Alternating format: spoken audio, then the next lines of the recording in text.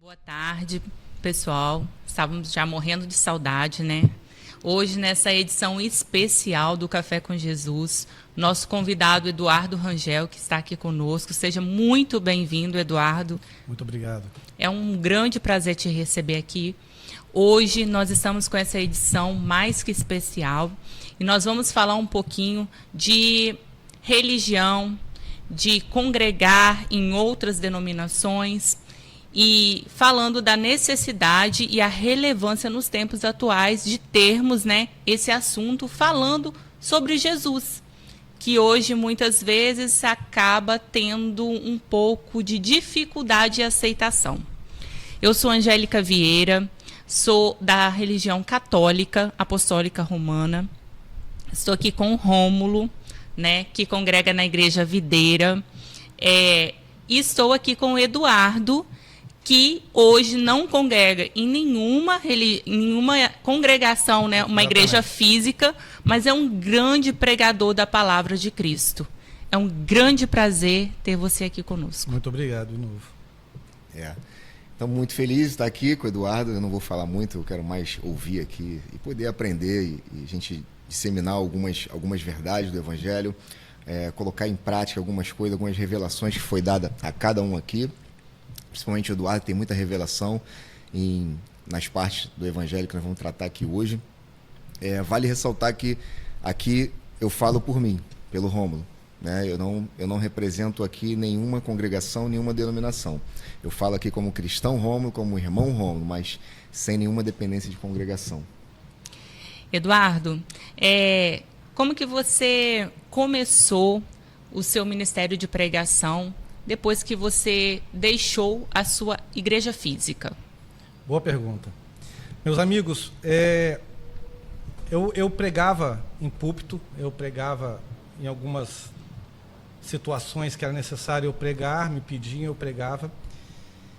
E todas as vezes que eu pregava, eu sentia a necessidade de falar da graça, pregar o Evangelho, né, a simplicidade da graça.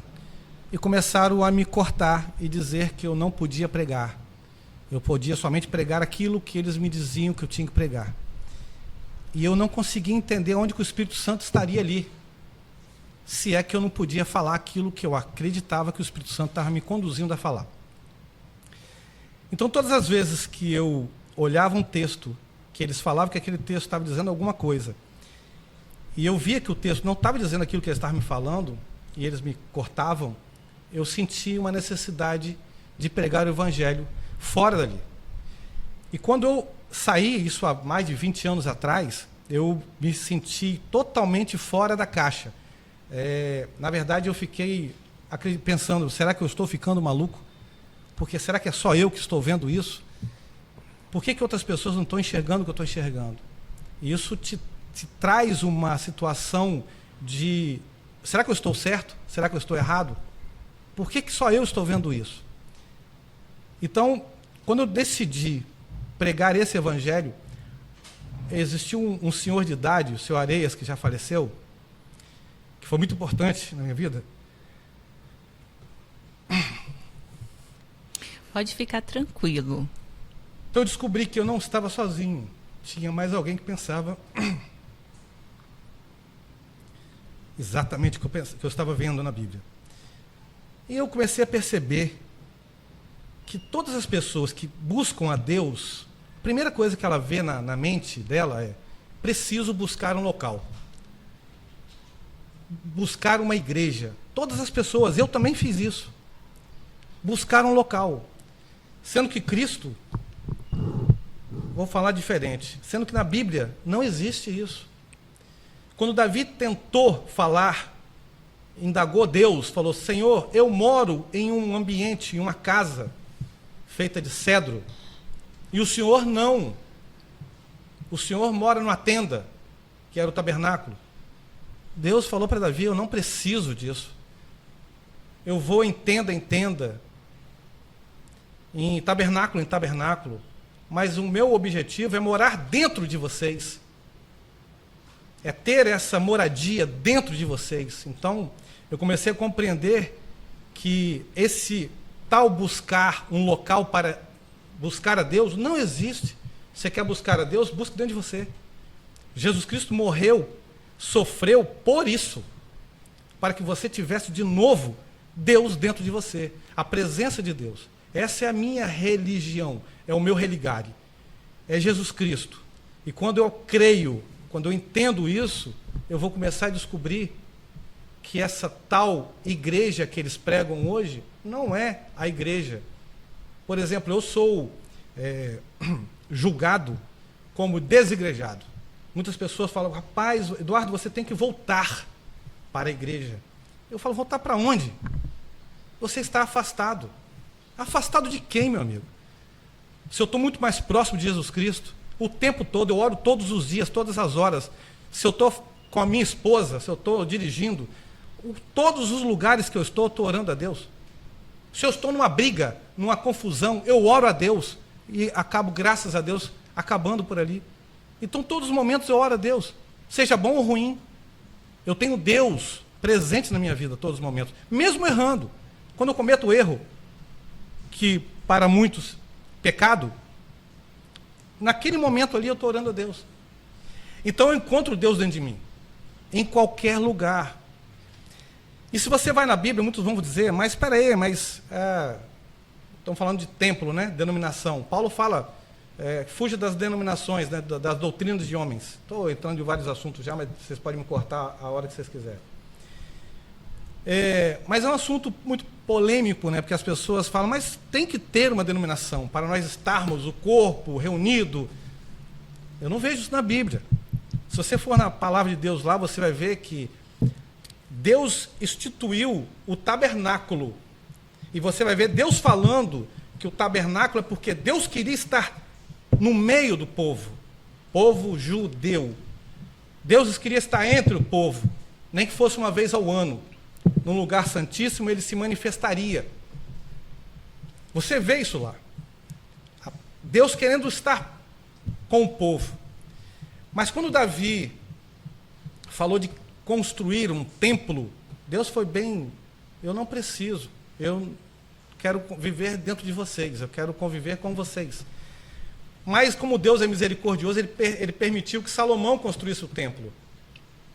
Mas só que o templo que Salomão construiu, permissão de Deus, não foi vontade de Deus, nada disso.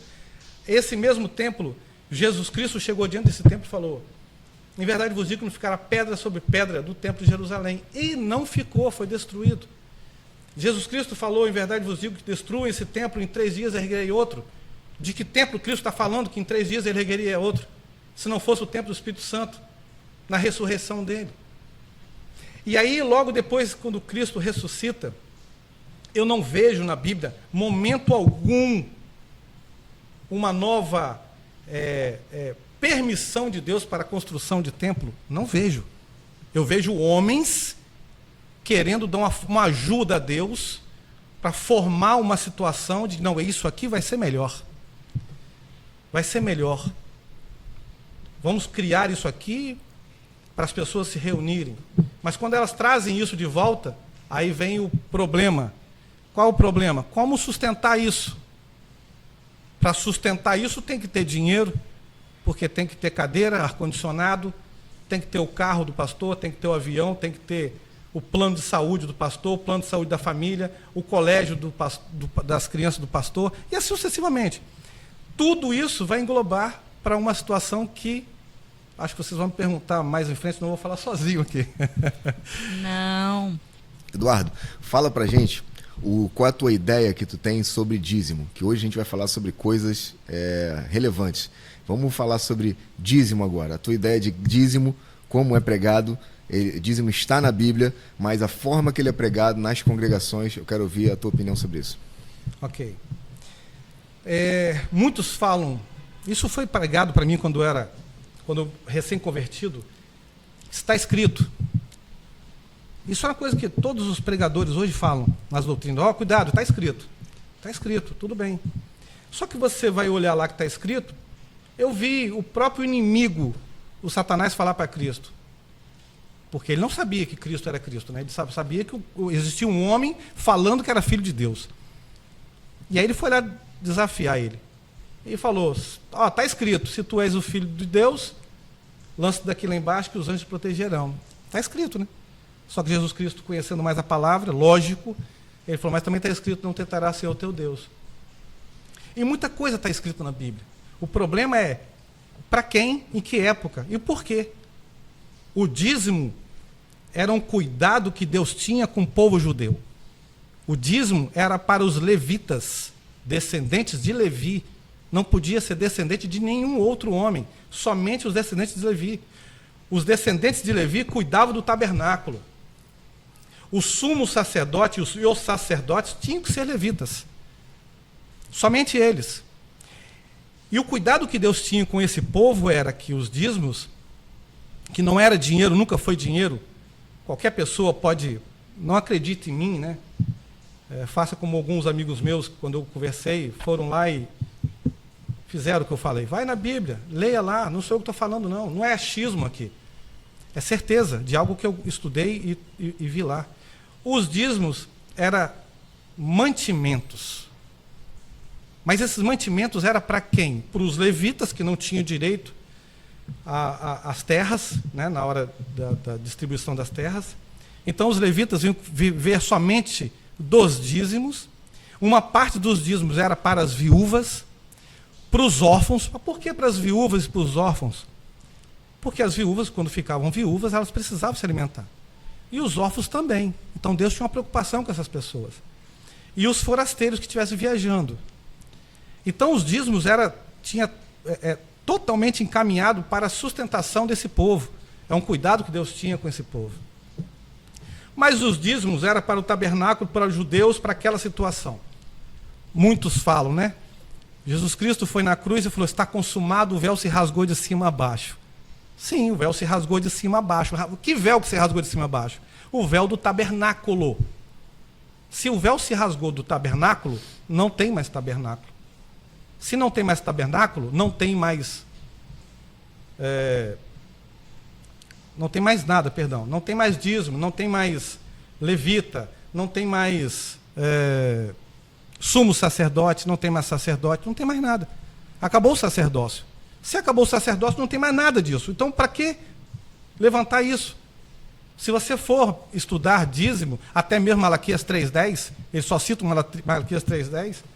Se você ler Malaquias todo, que é 2 páginas, em algumas Bíblias 2 páginas e meia, é um livro muito pequenininho, é Deus falando por intermédio de Malaquias, você vai ver que Malaquias o tempo todo ele fala para os sacerdotes. Deus estava ali falando para os sacerdotes que estavam roubando a Deus. Tanto é que em algumas versões, o próprio Malaquias, né, falando o que Deus pediu para ele falar, falava, ó sacerdotes, eu vou esfregar a cara de vocês nas fezes dos animais que vocês me oferecem. E um pouco antes de Malaquias 3:10, está lá, vocês negligenciam o direito das viúvas, dos órfãos e dos forasteiros. Eu estou entendendo, por estar falando isso, porque alguns pregam que você não dá o dízimo, é como se estivesse roubando, mediante essa palavra. Isso. Né? Só que essa palavra está direcionada ao sacerdote, e não a quem não está dando dízimo. Perfeito. Perfeito. Eu, como católica, na nossa igreja, nós não somos obrigados a dar o dízimo, não. A pessoa que se sente à vontade de ajudar, né, ajuda a igreja. E, assim, lembrando que, como o Eduardo falou aqui, não existe, o véu se rasgou. As comunidades, né, elas existem, onde existem os cultos, a missa, foi uma criação de cada religião, né? Mas para chegar nessa maturidade espiritual que o Eduardo tá, gente, ele passou quantos anos? 20 anos? 20 anos atrás. 20 anos atrás. Ele teve um tempo também que ele pregou dentro da religião. A gente tem que lembrar disso, né? Porque hoje, para ele pregar Cristo e vivenciar Cristo fora de uma religião, tem que ter maturidade espiritual. Você concorda comigo, Eduardo? Concordo plenamente. Mas, geralmente, a congregação, ela não obriga. Mas ela constrange.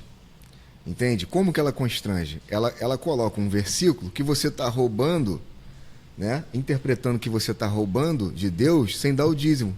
Isso não é obrigar, né? Porque ninguém é obrigado a nada, nem a ir à igreja, né? Nem a ir ao templo, digamos assim, ao prédio. Pode ser até o prédio. A ir ao prédio da congregação. Mas se você separa uma oração para os dizimistas e você separa o público que está ali para receber oração, alguém que está entregando o dízimo, essa oração está baseada na lei. Eu não estou falando que isso acontece na Igreja Católica, não, estou me referindo a todas as congregações. Até porque eu também já fui católico e lá no passado, mas não estou me referindo a eles. Até porque eu nunca ouvi a Igreja Católica falar sobre dízimo em momento nenhum. Não, Né? na Igreja Católica tem a pregação, né? Mas não tem a obrigação. Isso aí. Não é obrigatoriedade. Deixa eu só concluir. Mas algumas congregações, que não estou falando da católica, mas algumas congregações, elas te constrangem a questão do dízimo. E isso é muito errado. Elas fazem uma separação aqui de dizimistas e de não dizimistas. Me diz aonde na Bíblia está dizendo que eu posso fazer separação de dizimista e de não dizimista. E isso eu estou falando de uma maneira leve. O Eduardo tocou de uma maneira ainda mais contundente, que o dízimo não era nem para congregação, nem para pastores, nem para financiar ações missionárias. O dízimo era para os levitas da época que atuavam no templo e não tinham direito à herança em terras como as tribos de Israel tinham. Então, por isso que destinava esse 10% aos levitas, porque eles não trabalhavam em terra, eles não tinham uma outra fonte de renda e se dedicavam exclusivamente ao sacerdócio da época. Né? Só queria fazer esse parecer. Vou pegar o que o Rômulo falou e vou melhorar um pouco mais. Em algumas doutrinas, você aprende que você dá o dízimo por amor. Isso é mais perigoso ainda. Não existe amor... Isso é uma forma de constrangimento. Não existe amor quando você determina algo. Vou dar um exemplo. Se eu chegar para minha esposa hoje e falar assim, olha,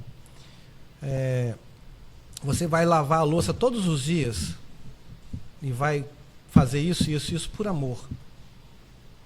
Eu determinei para ela alguma coisa. E se ela chegar para mim e falar, você vai, sei lá, levar minha filha na escola, ou você vai varrer a casa, por amor, mas todos os dias, assim, assim, assim. Não existe amor nisso. Porque você determinou algo. Amor é assim, ó. Vou te explicar o que é amor. Eu falo para minha esposa, estou usando esposa, eu posso usar amigo, posso usar o que for, tá, gente? Estou usando o que vem na minha cabeça aqui agora. Mas eu posso falar para minha esposa, meu amor, você não tem obrigação de lavar, de passar, de cozinhar. Você não tem obrigação de nada, meu amor. Faça quando você puder, quando você quiser. Isso é amor. Se ela não fizer, eu vou lá e faço. Mas ela não vai ter nenhum tipo de constrangimento porque ela não fez. Então, se ela fizer, ela vai fazer por amor. Mas não é determinado. 10% não tem amor nisso. 10% é uma determinação. Se você for na palavra de Deus, você vai ver lá, em Gálatas 3:10, tudo que fizerdes das obras da lei, você está se colocando debaixo de maldição da lei. A escolha é sua. É você que está escolhendo se colocar debaixo de maldição da lei. Por que eu falo maldição da lei? Porque em 2 Coríntios 3, Paulo fala muito claro isso, que a lei veio com maldição e morte. Veio com condenação e morte. A lei. Então a lei veio com isso, condenação e morte. Veio com maldição. Se você não cumprir a lei, você morre. Se você não cumprir a lei, você é pecador. Se você descumpre a lei, você pecou. Então na graça não tem isso. Então na graça, se qualquer doutrina esquecesse o dízimo e construísse um prédio e falasse, vamos ofertar, vocês podem ofertar o que vocês quiserem, porque aí é bíblico. Vamos ofertar.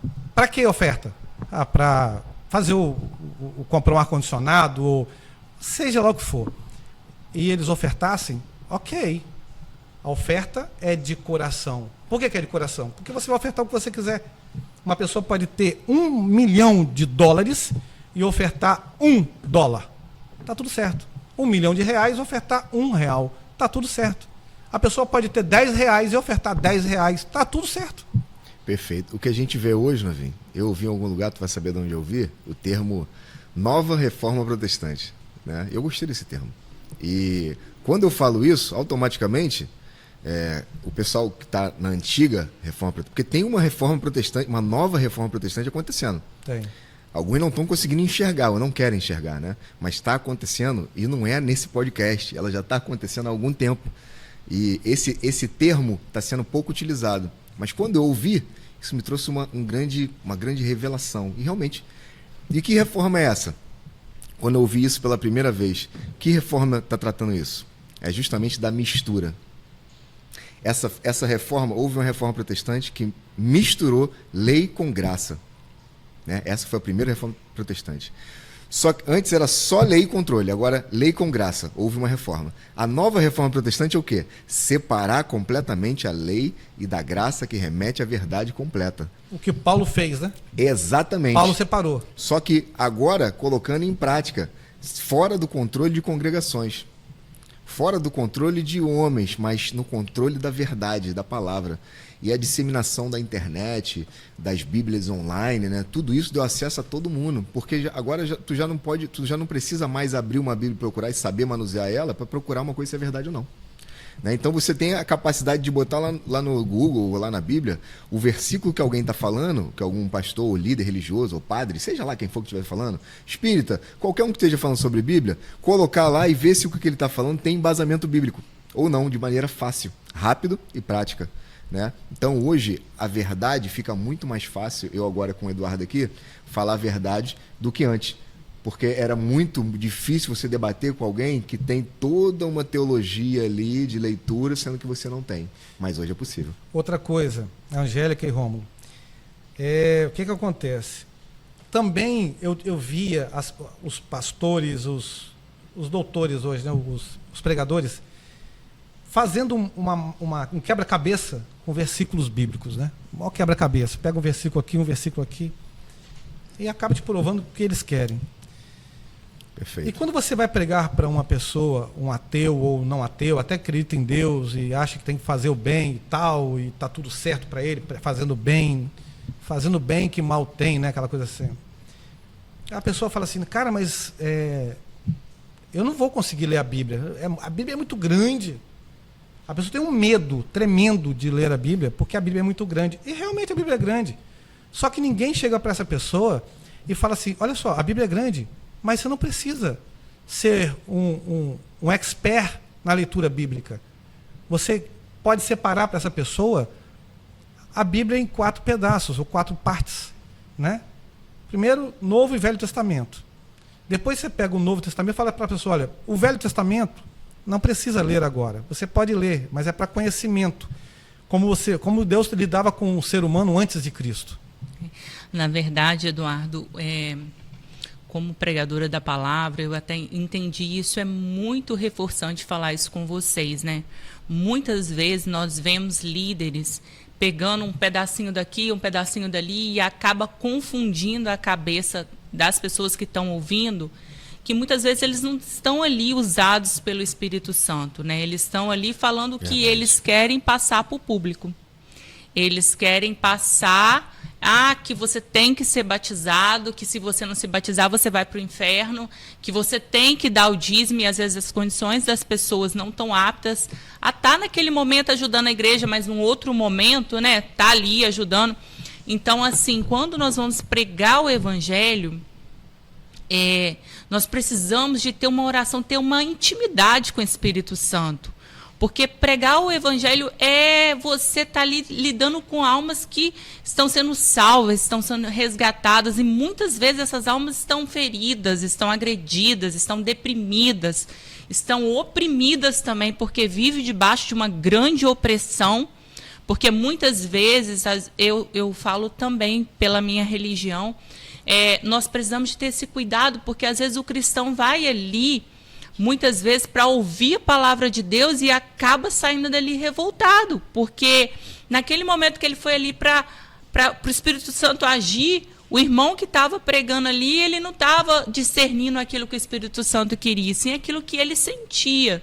E isso, né, fere muitas pessoas, né? Isso tira muitas pessoas da graça de Deus, porque às vezes a graça é para aquele irmão que estava saindo dali e saiu revoltado. Verdade. E assim, é muito importante que você, como pregador da palavra de Deus, eu te parabenizo, tá? Te admiro muito, desde o primeiro dia que eu te encontrei, que você saiu da religião, mas você prega Jesus para essas pessoas. Ainda bem que existe pessoas como você que deixa o Espírito Santo agir, né? A unção de Deus verdadeira. Amém. A Angélica... Ele saiu da congregação, mas ele não saiu da fé. Não abandonou a fé. Sim. Né? É uma maturidade espiritual. Eu queria até falar sobre isso que a Angélica falou, só para não fugir desse tema. E depois eu vou te fazer uma pergunta, de um tema específico. Eu tive acesso a informações, cara, e assim... Hoje nós temos uma coisa chamada pastores profissionais. E isso me deixou muito... Eu já sabia, né? A capacidade do ser humano, tudo que ele tem capacidade de fazer, até mesmo pela minha própria capacidade de fazer coisas ruins, né? Nada de bom habita em mim, só Jesus Cristo. Tirando Amém. Isso, tudo é ruim. Amém. Então, sabendo da minha própria capacidade, como ser humano falho, eu já sabia que o humano é capaz de muitas coisas. Mas quando isso se torna uma coisa assim, um relato de que uma testemunha presenciou, né, ocularmente, de maneira ali, com os próprios olhos, digamos assim, se torna muito mais impactante. O surgimento de pastores profissionais. O que são os pastores profissionais? Eles são teólogos, mas eles têm embasamento teórico, como uma faculdade, alguma coisa de entendimento natural, e eles usam esse entendimento natural deles para pregar o evangelho em igrejas. E qual o objetivo? Manter a igreja, expandir a igreja, que nesse sentido de igreja que eu estou falando, é a congregação, o prédio e o controle, enfim, as finanças, né? Porque um homem que não crê, mas prega o evangelho, com certeza, ele não está pregando de fato salvação. A pessoa pode até ter um encontro com Deus, ser ministrada pelo Espírito, pela pregação, não dele, mas da palavra, que Deus pode dar revelação, mas ele não está ali por isso. Então isso me preocupou muito, Novinho, porque isso coloca em risco tudo, porque esse mesmo pastor falava que não gostava de crente. Olha só que interessante. Ali era só uma ocupação financeira, assim como eu presto serviço para uma instituição do Estado, né? Estou ali prestando serviço. Mas só que essa instituição que ele está prestando serviço é uma instituição da graça, é uma instituição de fé, de algo espiritual. Então nós temos hoje pastores que não creem. E aí, como que esse cara completamente carnal vai ministrar sobre o espiritual, se nem mesmo ele crê? Entende? Um conhecimento, um falar bonito, uma mensagem bonita, mas revestida de uma grande mentira, que é a falta de crença. Porque ele tem que falar que ele crê. Como que eu vou ser um pastor e falar que eu não? Ele não foi convertido pelo Espírito Santo, né? Ele foi convencido pelo homem a fazer aquilo ali. Exatamente, exatamente. E então, isso é uma coisa que a gente tem que ficar muito atento, por isso que tem que termos um zelo com a palavra, com a verdade. Esse podcast aqui é para trazer um pouco de verdade, apesar da nossa humanidade falha, a gente está aqui comprometido, dando o nosso melhor para que a verdade que seja dita, guiados pelo Espírito Santo. Então, esse é um dos nossos objetivos aqui. Eu queria ouvir o que o Eduardo tem a falar sobre esse assunto, depois eu vou te fazer uma pergunta. Sobre qual assunto? O que tu ia falar depois da Angélica. Ah, tá. Que a Angélica colocou a questão de pessoas que vão na igreja, vamos botar assim, e acaba não tendo nada de bom ali. Ela sai até magoada, né? Isso. O que acontece? Alguns pregadores se denominam melhores do que outras pessoas, se acham homens consagrados e tal. Eu sei que nada disso existe. Eu fui consagrado. Consagrado, irmão. Você é imundo, que nem eu. Você não tem nada de consagrado. Verdade. Irmão. Então, assim, quando eu prego o evangelho, por muito tempo, às vezes eu cometia erros e eu falava, meu pai, como é que eu vou pregar o evangelho? Se eu sou essa podridão de ser... Porque quanto mais você se aproxima de Deus, mais você vê quem você é. E aí aquilo vai te incomodando. Como é que eu vou falar para uma pessoa? Como é que eu vou pregar se eu sou imundo? É porque às vezes as pessoas confundem consagrado com o caminho de santificação. Porque Sim, essa imundície que quando você fala imundo, é que a gente está num caminho de santificação. A gente se pergunta para Deus, né? Mas na verdade o que eu estou falando é simples. Paulo também se denominou o pior homem do mundo. Porque ele sabia quem ele era. Tanto é que ele falou assim, pior dos pecadores. Isso.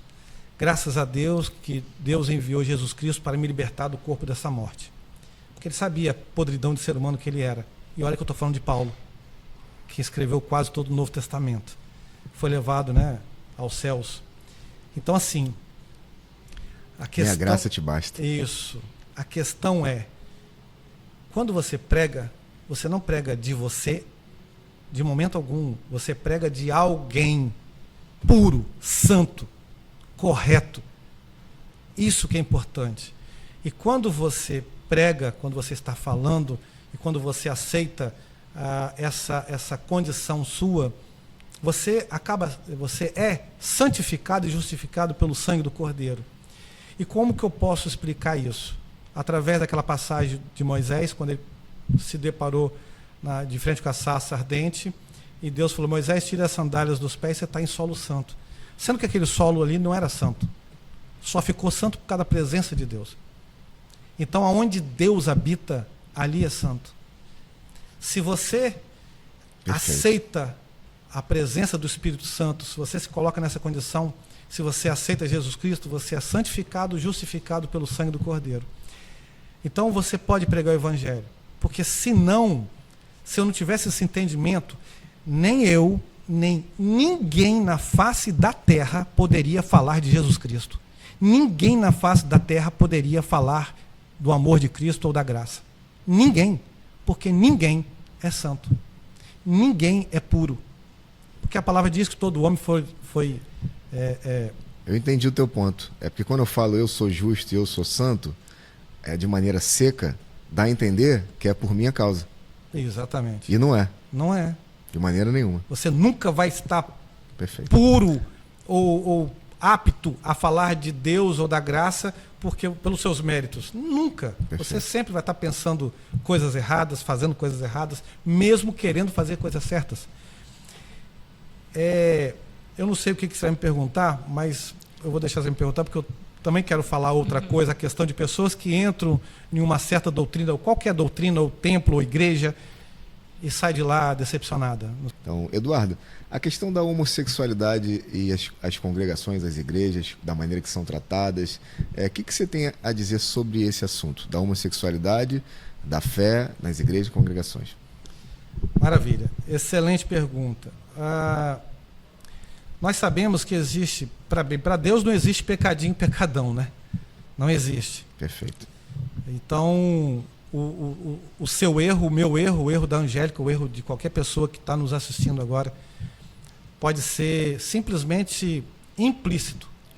Nós pensamos, agimos ou fazemos coisas que nós não queremos que os nossos parceiros, que os nossos pais, nossos filhos, nossos amigos conheçam, nem saibam que nós pensamos ou fazemos. Não estão à vista de todos. Exatamente. Mas o homossexualismo tem que ter uma visão muito da graça, para poder entender eles e dizer para eles: olha, vocês podem vir, eu vejo assim, pode vir. Ao contrário das doutrinas que dizem que eles têm que largar, deixar de ser, para poder congregar. Então, meu irmão, você tem que, antes eu vou falar para os pastores, você tem que deixar de ser mentiroso para congregar, você tem que deixar de ser avarento, você tem que deixar de ser tudo de ruim que há em você, homicida, adúltero. Perfeito. Aí o pastor fala: mas eu não sou adúltero, meu amigo, eu não sou homicida. Meu amigo, Cristo falou que se você olhar e desejar, você é adúltero, se você olhar com ódio, você é homicida, então você é tudo isso. E por que você pode congregar e o homossexual não pode estar na nossa presença? Não cabe a mim dizer a ele o dia e a hora que ele vai largar, ou se ele tem que largar. Porque o dele é visível, né? É visível. Então nós vamos apedrejar, como fizeram com Madalena. Madalena, o problema dela, no pecado dela, era visível. Sim. Mas o que Cristo falou? Qual de vós que não tiver pecado, atire a primeira pedra. E eles estão repetindo isso hoje em dia. Jesus não tinha pecado, né? Com certeza. E ele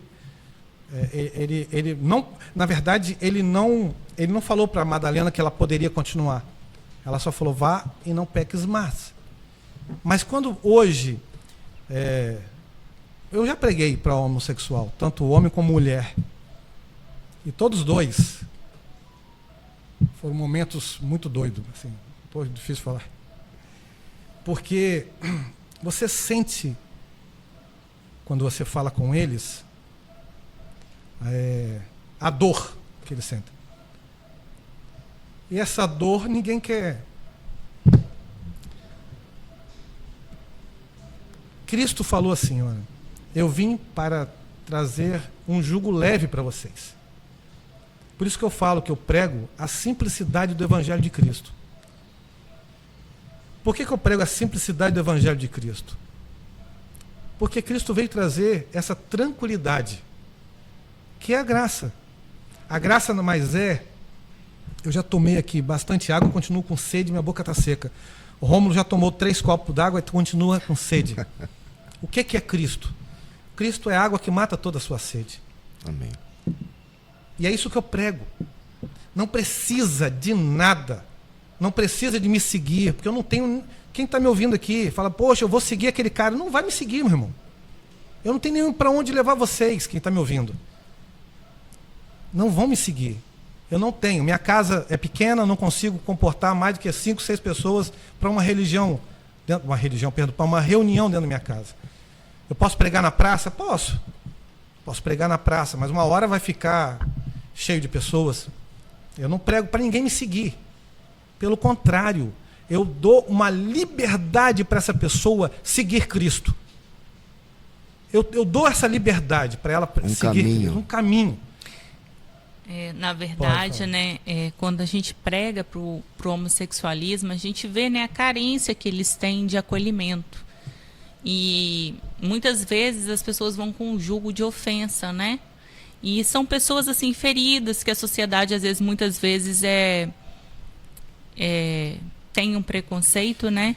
Mas na verdade nós temos que acolher, porque quem pode julgar é só Deus. É só Deus que pode dar a palavra final. Nós estamos aqui para pregar o amor. Angélica, eu vou contar um relato.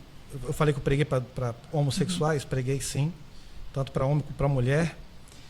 Mas houve uma situação uma vez, como eu falei para vocês, eu orei muito para tentar falar mais calmo, porque quem me conhece sabe que eu falo muito forte, eu falo muito alto, e as pessoas talvez às vezes não me compreendem. Eu tenho uma fisionomia de uma pessoa que às vezes afasta as pessoas de mim. Então, assim, uma vez eu estava no shopping e uma pessoa me apresentou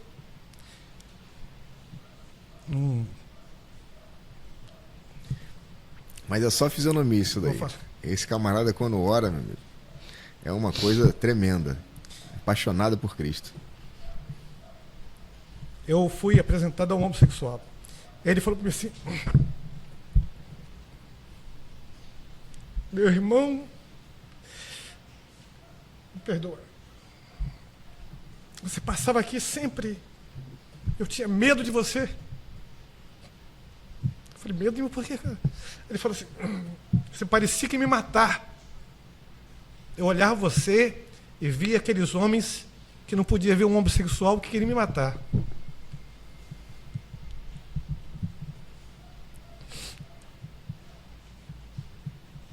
Ele mexeu muito comigo. E eu não sou isso, entendeu?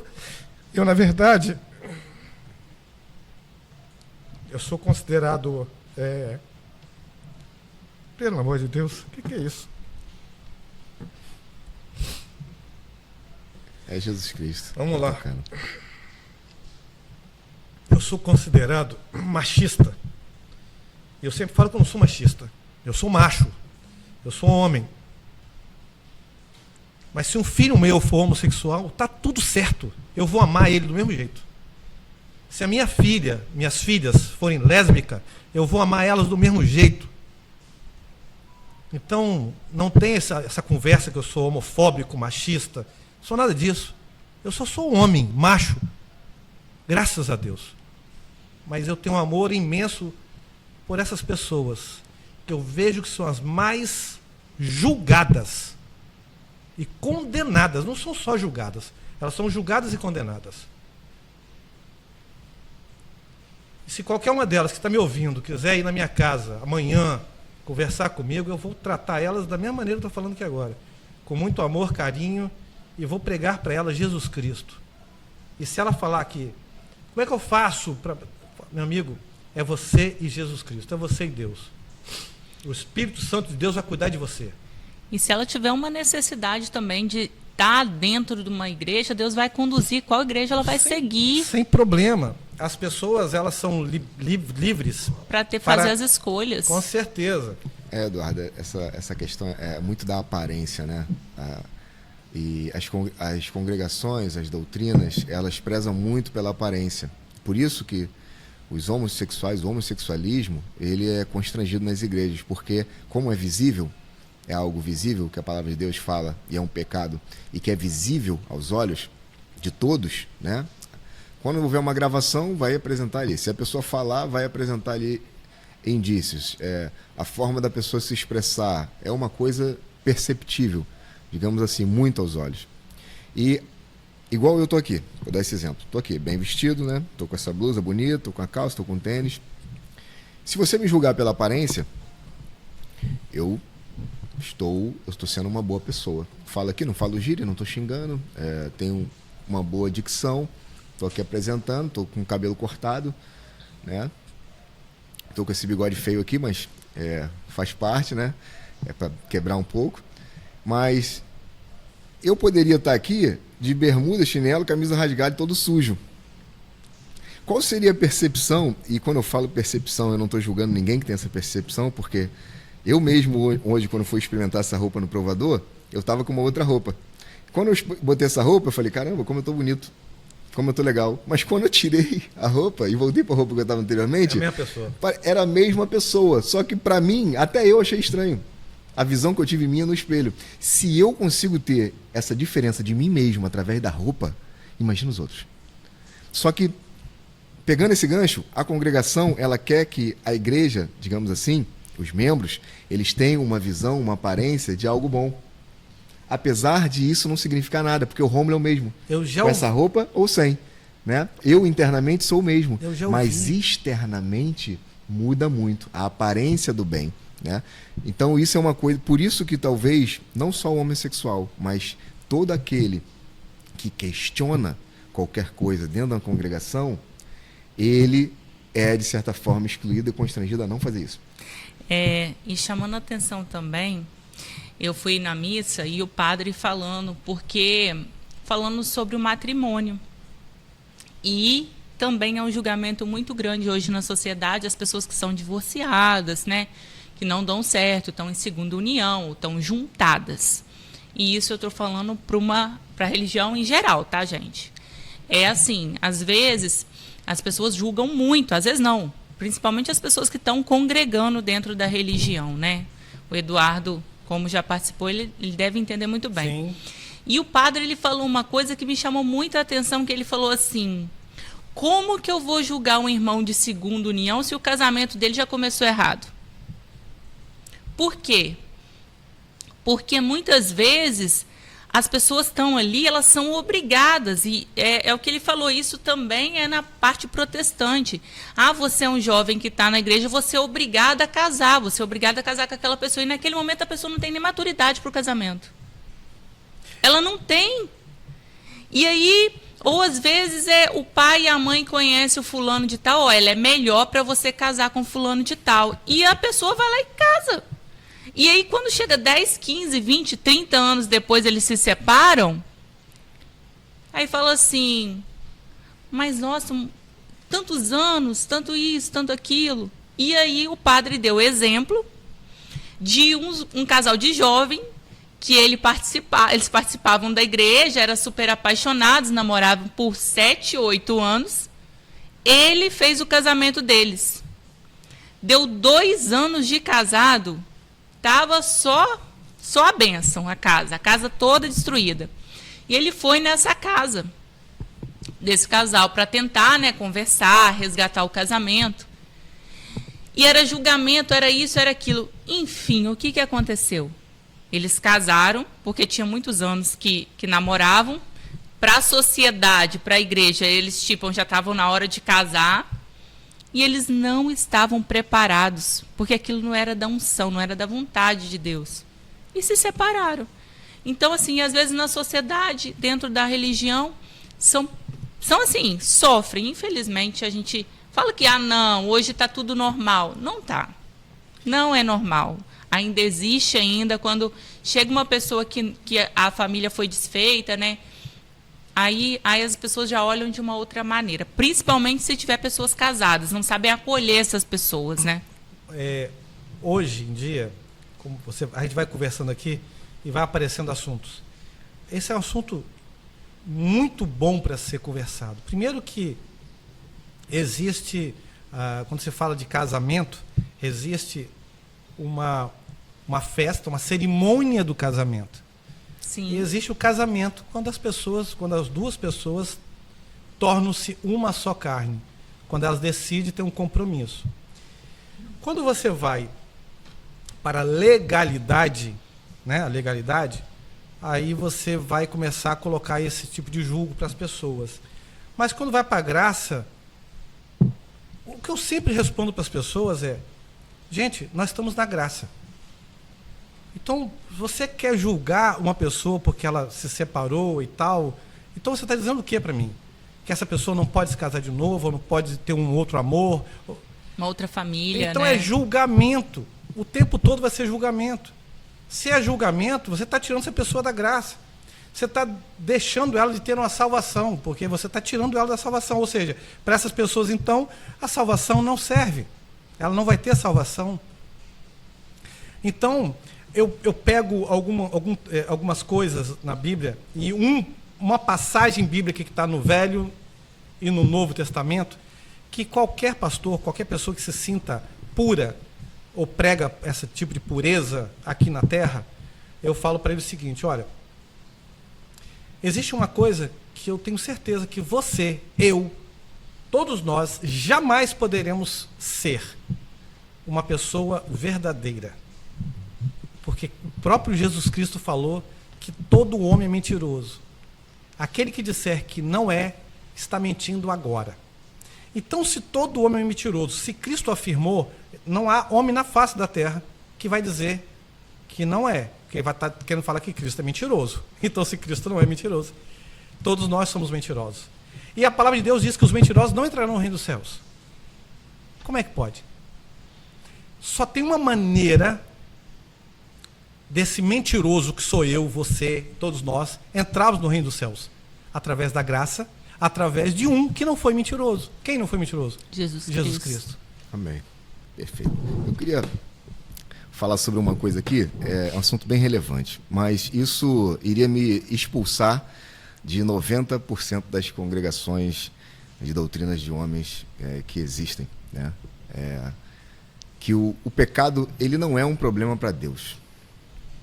Entende? E tem gente perdoada no inferno. Olha que tragédia. Porque a graça, ela está disponível para todos.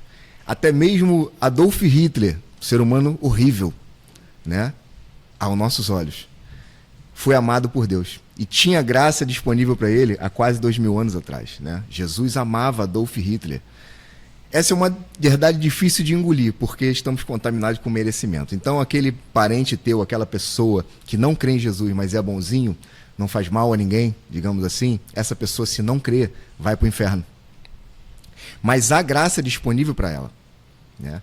Uma coisa não tem nada a ver com a outra. A graça está disponível para todos, mas a gente se apropria da graça com a fé, né? Então, quando a gente começa a falar sobre essas coisas, a gente torna o merecimento uma loucura. E o merecimento é uma loucura, né? Para Jesus, para Deus, ninguém merece, né? Nós não somos mesmo merecedores. Nem eu, nem Eduardo, nem Angélica, nem Adolf Hitler. Estamos todos no mesmo patamar, né? O que nos diferencia uns dos outros é se cremos ou se não cremos. Então, essa é a verdade do Evangelho, que muitas vezes é escondido por trás de comportamentos, por trás de coisas que eu tenho que fazer de aparência para merecer ser perdoado, ou para ser aceito como santo, ou aceito para ser colocado diante de uma congregação para falar, né? Eu tenho que ter um comportamento, eu tenho que ter algo que me justifica mediante o critério dos homens para poder estar falando. E isso não se confirma no Evangelho, isso não se confirma na palavra, e isso provavelmente vai causar muita muita polêmica, mas é o que está escrito na palavra. A graça está disponível para todos. Tem gente com perdão no inferno porque não creu, mas a graça sempre esteve disponível, né? Só que a graça é a parte de Deus, a fé é a nossa parte, né? Não é uma troca, é só receber, né? Então, queria falar sobre esse tema, queria deixar isso gravado aqui, que é uma mensagem para todos, que há esperança, mas é preciso crer no nosso Salvador Jesus Cristo. Maravilha. Queria fazer uma pergunta agora para o Eduardo sobre templo. O que você entende sobre templo construído por mãos humanas? Hoje, a influência do templo na vida das pessoas e a relação das pessoas com as congregações, é necessário, não é necessário? O que ela pode fazer, né? Quais os caminhos que ela pode ter, alternativas à questão do templo e congregações? Maravilha. A palavra mesmo já diz, né, que qualquer pessoa pode, no Google hoje, pode digitar lá, Deus não habita em templo construído por mãos humanas. Aonde está escrito, vai aparecer vários versículos, né? Deus afirmando isso. Alguns profetas afirmando isso. Deus não habita em templo construído por mãos humanas. Mas aí já chegaram para mim e falaram, então você quer dizer então que Deus não está lá? Eu falei, não é isso que eu estou falando. Deus está lá, Deus está aqui, Deus está em todos os lugares. Está dentro do centro espírita. Não estou falando nada contra os espíritas, tá? Só estou falando que Deus está em todos os lugares. O problema é como é passado isso. Olha, você está na casa de Deus. Você está na presença de Deus. Não, eu estou na presença de Deus tomando banho na minha casa. Eu estou na presença de uma vez, o meu irmão falou uma coisa comigo que eu achei um absurdo. E hoje, eu entendo plenamente o que ele falou comigo. Meu irmão falou assim, às vezes eu vou fazer amor com a minha esposa e eu oro a Deus, agradeço. Eu falei, pai, você é maluco. Eu não entendi. Pois eu já fiz amor com a minha esposa várias vezes, agradecendo a Deus por aquele momento. Não sei quem está me ouvindo, quem vai entender o que eu estou falando, mas eu sei exatamente o que eu estou falando. Então, você trazer Deus... Porque o que acontece? Quando se fala de sexo, homossexualismo, cura, as pessoas criam... Tem muita barreira. Isso. Muita barreira. A mulher está com câncer. Então, não vou para não fugir do assunto. Mas, meu Deus, está com câncer. Pelo amor de Deus. O que é o câncer para o homem? O que é câncer para Deus? Para o homem é uma doença terminal. Para Deus, nada. Uma dor de cabeça, uma dor de dente. E um câncer, para Deus, é a mesma coisa. A diferença é você que faz. É você que vê a diferença. Então, quando se fala de templo, como que Eduardo, isso é um pensamento meu, não é bíblico, tá? Como que Eduardo faria hoje? Eu sou contra uma parede, um local para se reunir? Não. Hoje eu não tenho, mas se fala, vamos alugar um local para nos reunir? Vamos. Mas eu boto um ponto chave para todas as pessoas que estão me ouvindo hoje, para todos os pastores, donos de templo que têm CNPJ, se eu for alugar um ponto, a responsabilidade do alugar é minha. Fui eu que quis levantar. Se eu levantei a parede, se eu aluguei, a responsabilidade é minha. Sou eu que tenho que pagar. Vamos pedir oferta? Sim, podemos pedir ofertas. Se as ofertas... que a pessoa puder ajudar, né? Amém. Oferta. O aluguel é 3 mil reais, é 10 mil reais, não interessa. Mas se as ofertas não der para cobrir o aluguel, eu tenho que cobrir o restante. Então sobrou das ofertas das pessoas que congregam junto com a gente, sobrou 1.000, sobrou 10 mil, sobrou 50 mil, 100 mil, dependendo da quantidade de pessoas que você tem na congregação. Eu não posso tocar nesse dinheiro. Não é meu. Eu tenho que pregar o evangelho de graça. Porque Paulo fala isso. É benefício para a própria comunidade, Exatamente. né? Porque às vezes tem um irmão que está passando fome, outro está na doença, outro precisa de um remédio, outro precisa de uma cadeira de roda, né? Então, é uma forma de ajudar os irmãos. A minha ideia, eu estou falando, a minha ideia era, já que eles passam tanto envelope nas igrejas, que passassem os envelopes também e falassem, meus amigos, coloque agora aí vocês Qual a maior dificuldade que vocês têm? Então, eles colocariam a dificuldade deles. Minha filha está precisando de uma vacina, um remédio, minha conta de luz está atrasada. O dinheiro que sobrar das ofertas, pegaríamos esse dinheiro e distribuiríamos para as pessoas que mais tivessem necessidade. É a minha ideia. Não estou falando que é a solução. Mas possivelmente nós vamos um dia fazer alguma coisa errada. Podemos fazer, porque nós somos falhos. Mas botar a mão em dinheiro para pagar a faculdade da minha filha, enquanto tem membros que estudam em colégio, que não tem nem dinheiro para comprar uma sandália. Meus filhos e eu temos os melhores hospitais, faculdades. Está tudo errado. Eu acho que está tudo errado. Usando a palavra de Deus para isso, está tudo errado. Na verdade, é usando o dinheiro do povo. Né? Exatamente. Então, assim, outra coisa que fique bem claro. Antigamente, eu chamava todas essas pessoas de ladrões. Eu chamava, não pessoalmente, né? Mas eu acreditava que todas elas eram ladrões. Hoje eu vejo diferente. Hoje eu vejo muitas pessoas lá são sinceras com o que estão pregando, mas ainda não foi o tempo dela de ver ou de enxergar, porque aprendeu assim e está bitolada naquilo ou acredita naquilo. Mas tem muitos, por causa da posição que eles têm hoje, pode ver pastores nas mídias sociais, na televisão, pastores que têm, né, milhões de seguidores e tal. Esse cara pode ouvir hoje o que eu estou falando aqui e ele pode olhar na Bíblia para dizer, não, eu vou ver o que esse Eduardo aí está falando, vou ver se ele tem razão, e vai lá buscar. E se ele buscar, ele vai ver que não sou eu que estou falando a verdade, é a Bíblia, é Paulo que está falando, está tudo lá. E ele fala, cara, e agora, o que eu faço? Aí que eu quero ver quem é o verdadeiro cristão. Se ele vai largar tudo aquilo que ele tem hoje e vai pregar o evangelho e pedir desculpa a todas as pessoas que o seguem, ou vai continuar com aquilo. Por que eu vejo isso? Lá no passado, quando Cristo veio pregar o evangelho de chinelo, assim como ele falou, né, das roupas, como o Rômulo falou, ele veio descalço ou de chinelo, veio como mendigo. Ninguém dava mínimo para Jesus Cristo. E os doutores da lei da época não deram a mínima para o que ele falou. Porque também não queriam perder as posições deles. Né? Ninguém quer perder as posições. Então isso também é outra coisa que a gente pode, ou uma outra hora, falar.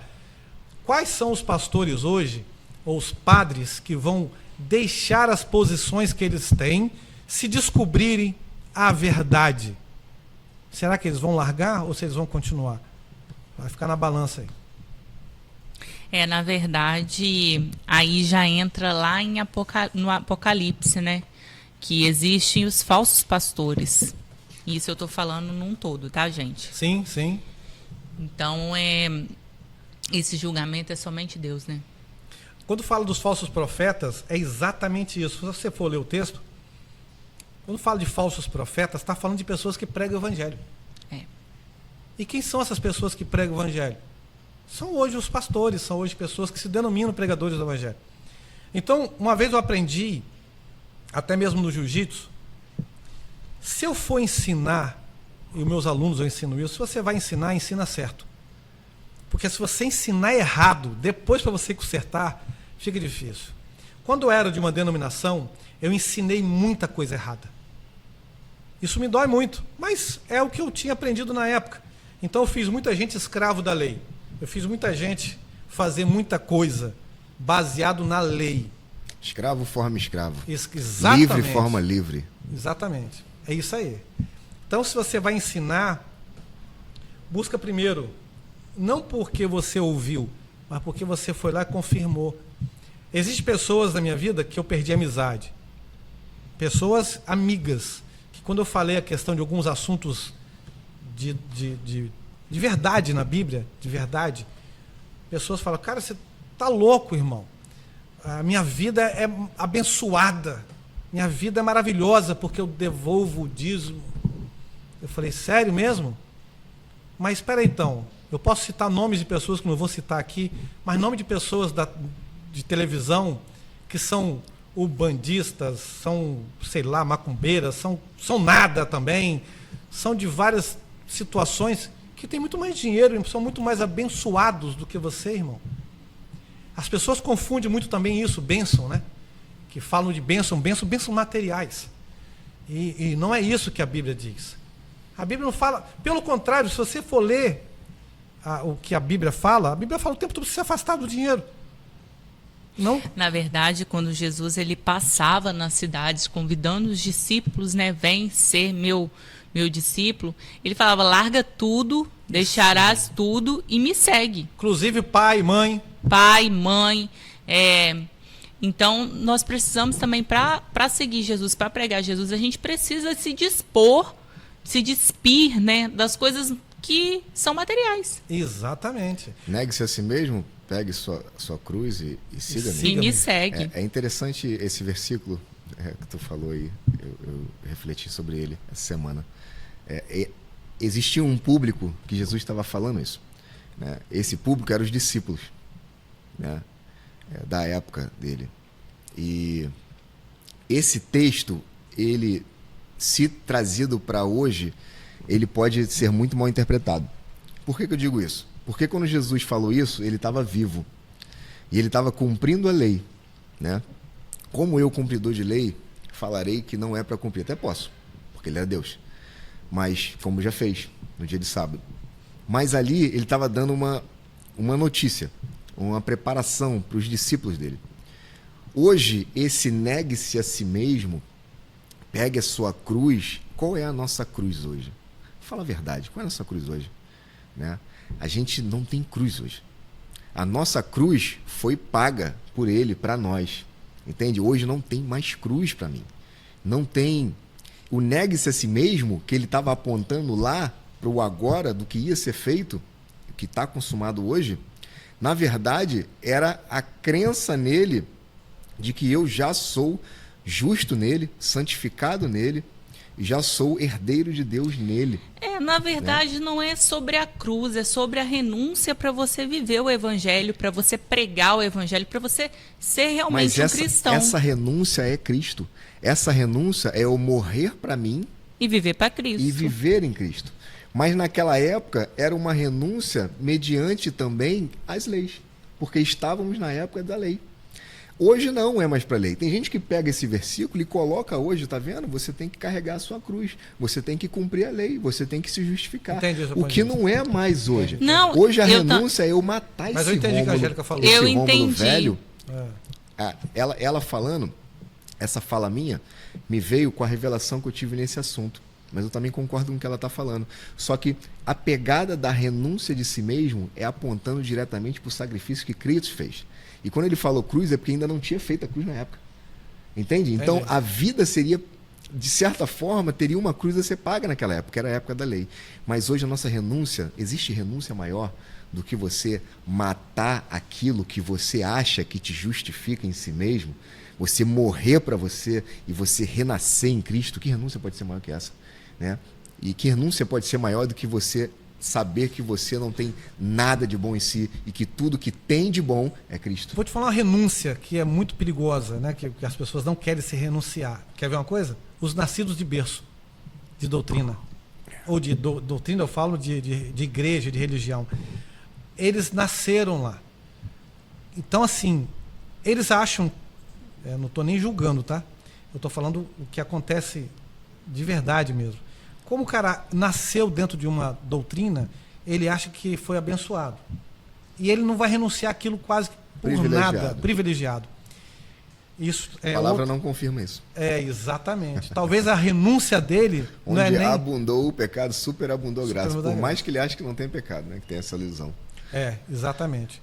Eu ia falar uma coisa que também é muito importante. Exemplo. Nas doutrinas, falam muitas coisas para poder complicar a cabeça das pessoas que estão ali. Uma delas cuidado que a letra mata. Eu fui pesquisar na Bíblia onde é que está escrito isso. Pode pesquisar agora no Google, onde é que está escrito a letra mata. O único lugar que está escrito isso é em 2 Coríntios 3. Paulo falando que a letra gravada em placas de pedra, que veio com condenação e morte. A letra mata, é essa a letra que mata. Porque a lei veio com condenação e morte. Então é lá, não é na leitura. Porque as pessoas, quando começam a cuidado, que a letra mata. Então, as pessoas ficam até com medo de ler a Bíblia, porque se ela não tiver entendimento, ela pode morrer, sabe? Então, existe isso. E eu vou pegar aquele gancho que o Rômulo falou, algumas questões que Cristo falou que não era para nós. Uma delas é Mateus 23:1. Mateus 23:1, Cristo fala que na cadeira de Moisés estão assentados os escribas e fariseus. Portanto, eles têm autoridade para ensinar toda a lei e vocês a cumprirem. Quando ele fala isso, é claro que ele está falando isso para os judeus. Não tem nada a ver com gentios. Porque se você pegar esse texto e trazer para o tempo de hoje, nós vamos ter que cumprir a lei. Eu já preguei isso para alguns pastores. Toda a lei. Toda a lei, exatamente. Porque Cristo está falando de toda a lei. O que os escribas e fariseus ensinavam? Toda a lei. Se ensinava toda a lei, tinha que cumprir todas e vocês a cumprirem. Então, e outra coisa que eu ia falar... Alimentação, sábado, tudo. Tinha que cumprir. Camisa com 2 tecidos, não podia. Enfim. Alimentos e outras coisas mais. Uma outra coisa, quando nós falamos de dízimo e tal, passou despercebido que eu ia falar, eu já falei com alguns pastores também, desafiei eles em relação à pregação de Malaquias. Quando se fala de Malaquias, pregam muito Malaquias 3:10. Então eu falei para o pastor assim, alguns pastores, tá? Em alguns debates ou conversa. Malaquias serve para nós, gentios, hoje na graça? Lógico, todo livro é inspirado por Deus e tal, então tudo bem. Então eu vou te desafiar a pregar Malaquias todo na doutrina, na sua igreja. Principalmente Malaquias 4:4. Aí o pastor dá um passo para trás. Qualquer um. Quem está me ouvindo agora, se for pastor, pega agora Malaquias 4:4 e eu desafio pregar isso na doutrina deles. Ou Deuteronômio 14. Não vão pregar. Não vai, verdade. Porque se eles pregarem, até mesmo pela nossa legislação, eles vão ser presos. Porque lá está a matança do cordeiro. É uma ordem. Então eles não vão poder pregar. Maus tratos aos animais. Exatamente, não vão poder pregar. E se eles pregarem, vão ter que guardar sábado, vão ter que guardar toda a lei. E vai misturar tudo. Então, assim, pegar versículos e passar para as pessoas é uma covardia. Eu poderia chamar de outro nome, mas eu falo que é uma covardia. Uma pessoa que não conhece a palavra de Deus, eu chegar para você e falar que, olha, você tem que devolver o dízimo, que está aqui escrito, ó, Malaquias 3:10. E, pô, acabou. O cara vai lá, lê Malaquias 3:10, meu Deus, devorador e tal. O cara entra em desespero. Isso é covardia. Verdade. Entendeu? E dizer que você é um homossexual e você vai para o inferno. Que você não tem direito à salvação. É uma covardia. Verdade. Então, nós colocamos alguns assuntos aqui que eu acho que é covardia. Dizer que se você não congregar, você não vai estar no reino de Deus. Quer ver uma outra covardia? A questão de dizer que se você não for batizado nas águas, Perfeito. você não vai ser salvo. É outra covardia. Inclusive, batismo nas águas, a gente já está caminhando para o término do horário, é uma questão que dentro das doutrinas, eles te impedem de fazer algumas coisas se você não for batizado. Covardia. Me diz aonde na Bíblia, que está ali atrás, aonde está escrito que eu preciso ser batizado nas águas no Novo Testamento para participar da ceia. Até isso tem, tá? Se você não for batizado, você não pode participar da ceia.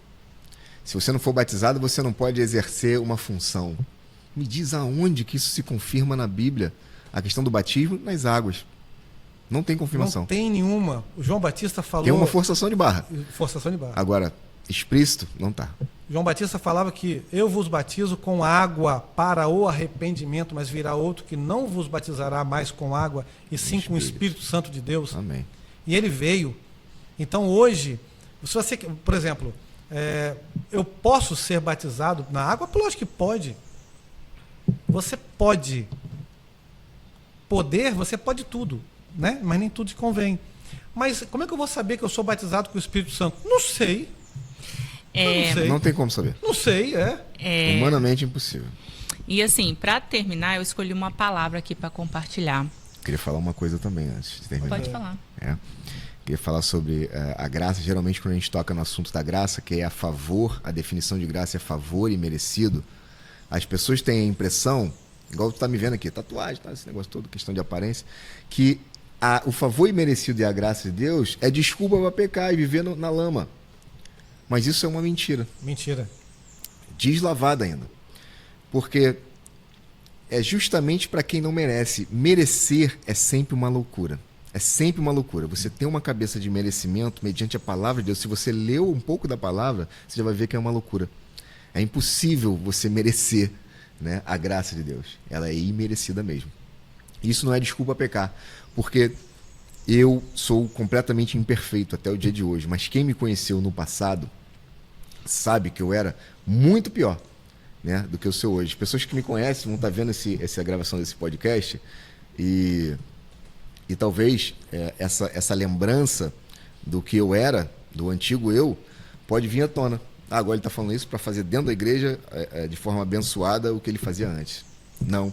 Mas isso não é desculpa, porque quem está me vendo hoje sabe que eu procuro a santificação. Massa. Que eu busco, né, o Espírito Santo guiar, moldar as minhas ações, o que eu faço, apesar de ser completamente falho. Né? A graça não é desculpa para pecar. Pelo contrário, a palavra não confirma isso. A palavra diz que a força do pecado é justamente a lei. A força do pecado não é a graça. A força do pecado não é o perdão. A força do pecado é a lei. E aonde abundou o pecado, superabundou a graça. Então, até um simples sorriso que eu dou aqui, talvez desmistifique na cabeça de muitos se eu estou falando algo sério ou não, né? Mas eu sorrio porque a graça me alcançou, né? Eu não sorrio porque isso aqui para mim não é sério, isso aqui é muito sério, mas quando me alcança me deixa alegre, me deixa feliz. Então, quem prega a lei sabe disso. Então, o que eles fazem? Ficam sérios. Por quê? Porque dá uma aparência de que eles levam a sério o que eles estão falando. E talvez até levem, mas dá uma aparência de que o comportamento fala mais do que o interior que eles estão sentindo na verdade, né? E não necessariamente um está relacionado com o outro. Então, eu queria deixar essa mensagem de graça aqui para todos. Acho importante a gente falar, frisar que merecimento. E tem uma outra coisa. Deus deu liberdade para nós. O espírito de liberdade em todos os cristãos, né? Nós não somos escravos, nós somos libertos da escravidão da lei. Nós somos libertos do pecado. Nós somos completamente perdoados e amados incondicionalmente. Quando a gente pega a religião e bota dentro de um cristão, o que é isso? Impede o poder de Deus? Não, mas limita. É como pegar um peixe, liberar ele no mar, e ele é um peixe que recebeu muita graça, recebeu muito favor. Você bota ele no mar e dentro do mar você bota ele dentro de um aquário. Esse aquário é a barreira da religião. Ele está num ambiente que ele vai receber água, que ele vai receber alimento, mas mediante o controle de alguém que bota ele no aquário, né? Apesar dele estar no mar. Perfeito. É isso que a religião faz. Ela limita a atuação de Deus na tua vida mediante o que você faz para receber. É o aquário. Você está no mar, mas está dentro de um aquário que está inserido no mar. Então, que a gente possa quebrar esse aquário e nadar livremente no mar da graça de Deus. Maravilha. E diante desse podcast maravilhoso, né, dessa edição, o Senhor, ele me deu uma palavra em São João 3, que fala justamente sobre o batismo no Espírito Santo, sobre a graça, sobre também o que nós, como cristãos, devemos, né, entender a limitância, talvez, humana que é pregada para nós. Este foi ter com Jesus de noite e disse-lhe: Rabi, sabemos que és mestre, vindo de Deus. Ninguém pode fazer esses milagres que fazes, senão Deus não tiver com ele. Jesus replicou-lhe: Em verdade te digo, quem não nascer de novo não poderá ver o reino de Deus. Nicodemos perguntou-lhe: Como pode um homem renascer sendo velho? Porventura pode tornar a entrar no seio de tua mãe e nascer pela segunda vez? Respondeu Jesus: em verdade te digo, quem não nascer da água e do Espírito não poderá entrar no reino de Deus. O que nasceu da carne é carne, e o que nasceu do Espírito é Espírito. Então, essa palavra, eu por muitas vezes preguei ela, e Deus revelou ela nessa tarde, porque independente da nossa religião, da nossa congregação, do templo, nós somos todos filhos de Deus. E nós precisamos renunciar à nossa carne, assim como o Eduardo, ele hoje não está congregando em uma religião, mas ele precisa renunciar à carne dele para viver para o Espírito Santo. Porque ele é usado o tempo todo, Deus de uma maneira tão linda, confia pessoas a ele para realmente ter um encontro com Deus. Pessoas confiam a mim também, que eu possa pregar a palavra de Deus ao Rômulo, onde ele está. Então, você que está nos escutando hoje, esse podcast ele foi muito rico, né? Nós conversamos várias coisas, que você possa entender que, independente da situação que você está, que você possa renunciar à sua carne e fazer realmente a vontade de Deus da maneira que você está. Porque o resto Deus vai conduzir. Do resto Deus vai te dar discernimento, vai te dar sabedoria e vai te dar força. Que independente das leis que os homens colocam para nós precisamos mesmo de acreditar em Deus. É Ele que é a nossa base, Ele que é a nossa força, Ele que nos sustenta. Então, que vocês possam mesmo acreditar que a graça que nós pregamos é o batismo no Espírito Santo. Nós precisamos pedir todos os dias para ser batizados no Espírito Santo. E é de graça. A graça é de graça. Maravilha. Eu quero agradecer vocês que estão aqui nos ouvindo. Eduardo, foi um prazer ter você aqui conosco. O prazer foi meu. E nós encerramos esse podcast com muita alegria. E agradecendo a Deus por todas as bênçãos, os milagres, prodígios, libertações, conversões, que eu tenho certeza que de uma maneira maravilhosa tem muitas pessoas que foram atingidas pela graça de Deus. Um grande abraço a todos vocês.